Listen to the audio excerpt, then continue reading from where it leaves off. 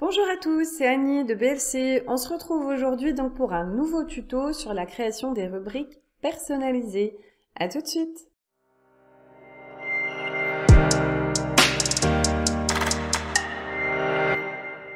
Alors, aujourd'hui, nous allons voir comment créer une rubrique personnalisée.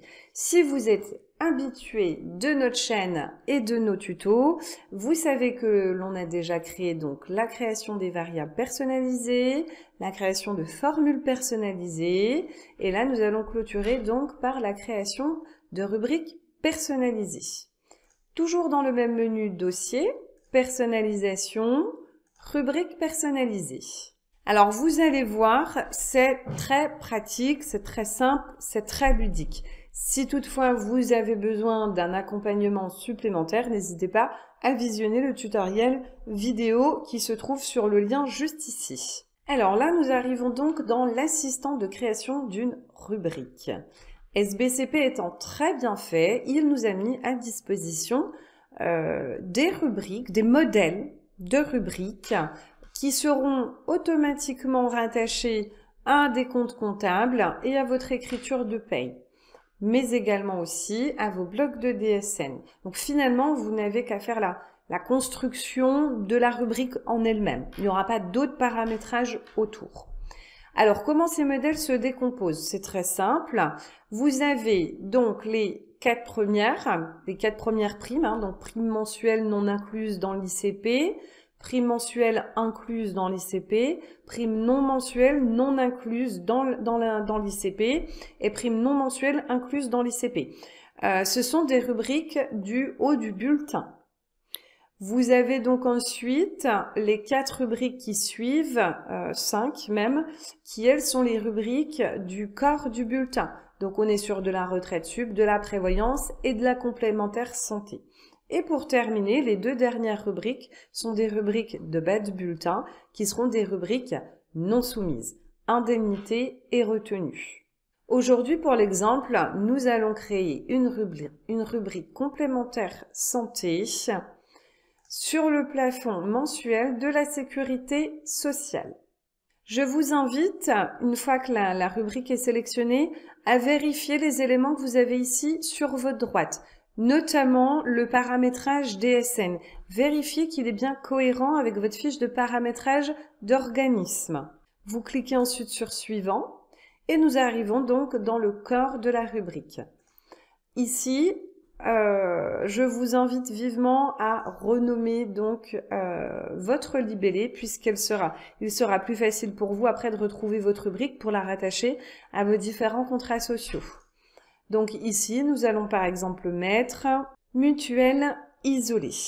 Donc ici, vous avez la possibilité de choisir le type de saisie, le type de composante de votre rubrique pour votre taux salarial et votre taux patronal. Donc soit une saisie libre, manuelle, soit une formule de calcul que vous avez précédemment créée ou une variable que vous avez également précédemment créée. Ici, tout simplement, nous allons faire une saisie libre. Nous allons également faire une saisie libre pour le taux patronal et je pense à vérifier mes données en DSN. Je clique sur Suivant. Ici, j'arrive dans l'onglet Affectation. Alors attention, cet onglet affectation n'est pas disponible pour toutes les rubriques. Il l'est uniquement pour les rubriques de retraite supplémentaire, prévoyance et mutuelle. Sur les autres, vous n'aurez pas la possibilité d'affecter cette rubrique.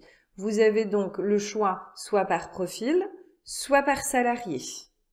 Alors, petit conseil, dans la plupart des cas, optez pour une affectation par profil. Cela évitera, lors de l'embauche d'un nouveau salarié, d'oublier de rattacher la mutuelle à votre salarié.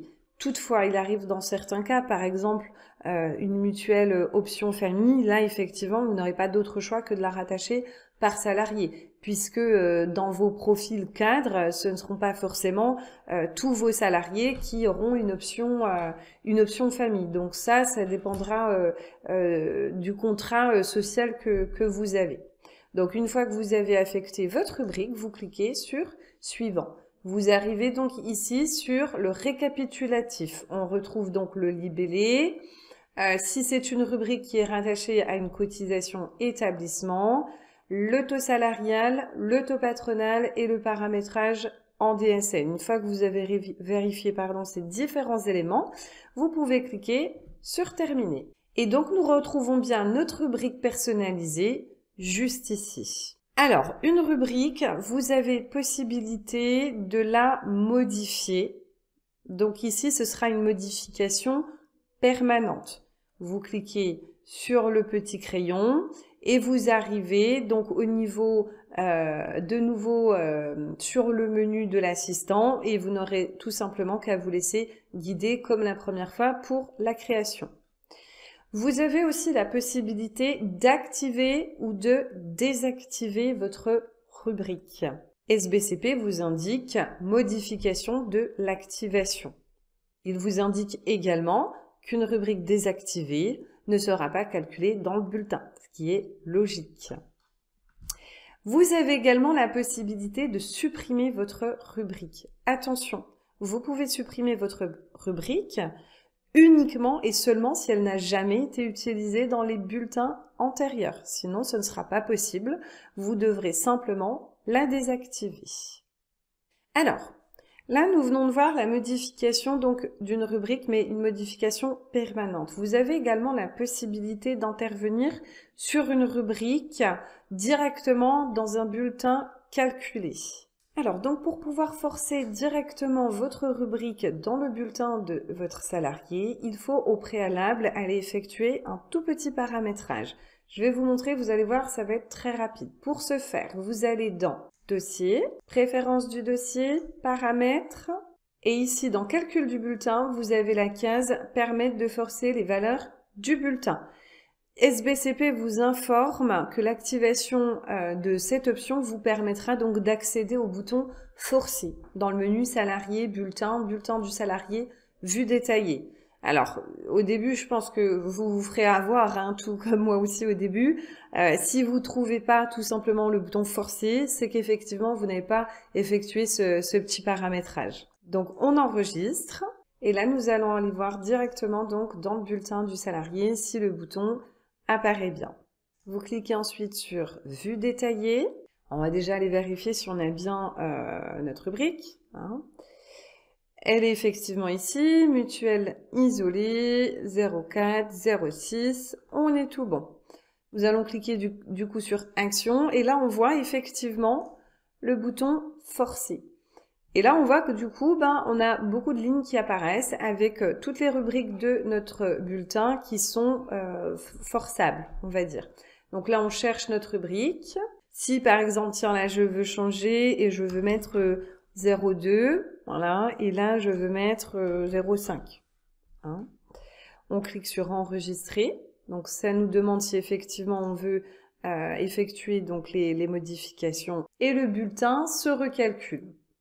Nous allons donc ensuite vérifier que la ligne s'est bien modifiée avec les nouvelles valeurs. Et comme vous pouvez donc le constater, les nouvelles valeurs, les valeurs forcées, on va dire, apparaissent en bleu.